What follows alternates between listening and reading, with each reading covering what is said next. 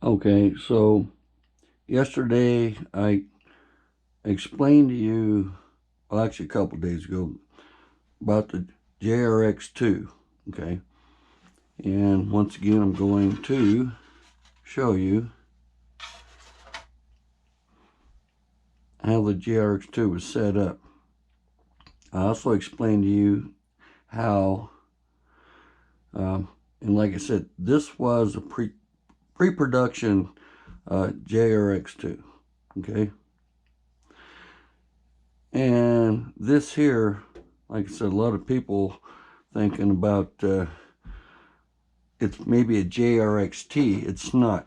It's also I love this body, and you have got to love that. I mean, like, that's an awesome paint job I did on this thing.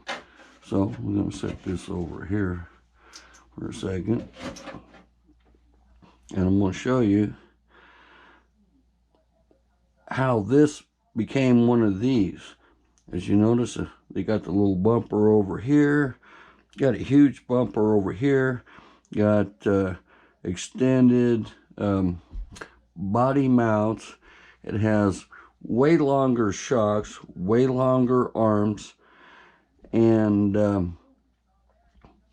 it's still got the 4-link suspension on the back.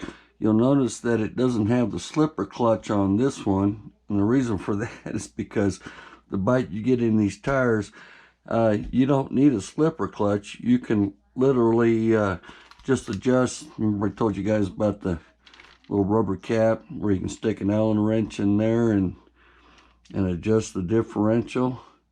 That's all you need with one of these things. We got longer arms, bigger everything.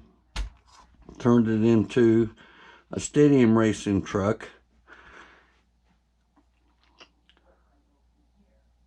And as you can see, it started out with the same platform. The same platform as the JRX2. And now here's what's funny is that other companies, you'll notice the different design in the arms and stuff like that. But the same design with the axles. See, that's, you know, where they slide in and out of each other, unlike the dog bones. I think I explained the dog bones to you before. And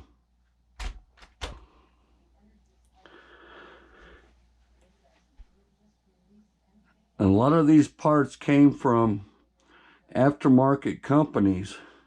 Now, Losi did help with things like the drive shafts and stuff, but a lot of these other parts came from companies like Proline, Parma, Associated. Here's what's funny: if you notice, like the front blocks on here are white. Well, those were actually mated by Associated, who was actually in competition with Losi at the time. But what they did was they built these blocks at a certain angle, so your camber and caster adjustments were way different than the original JRX2. Okay? This thing was gnarly in its day. Like I said, you got to remember, I built all this stuff back in the 80s. Okay? Now, back here, you see that pink and white and blue body right there? That's going to be the next video I make. I'm going to show you what that thing went on. It was like a slot car on super steroids. Literally. They called it a carpet racer. So, there you guys. There you go, guys. This is how this turned into this. And of course, can't forget this beautiful 57 Chevy body.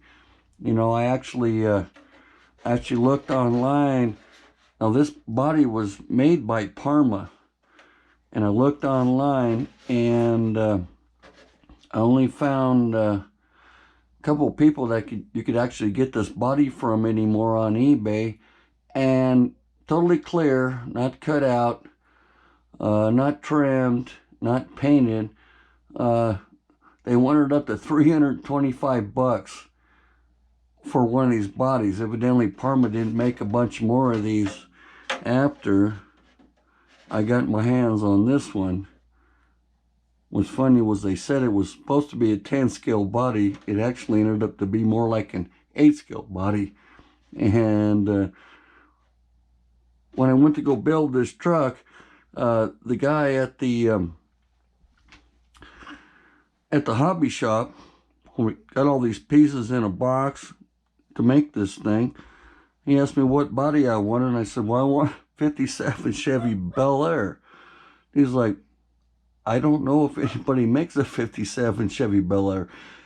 And then he found one somehow, and turns out he calls me on the phone. He goes like, hey, this thing, they say it's 10 scale, but it's more like an 8 scale.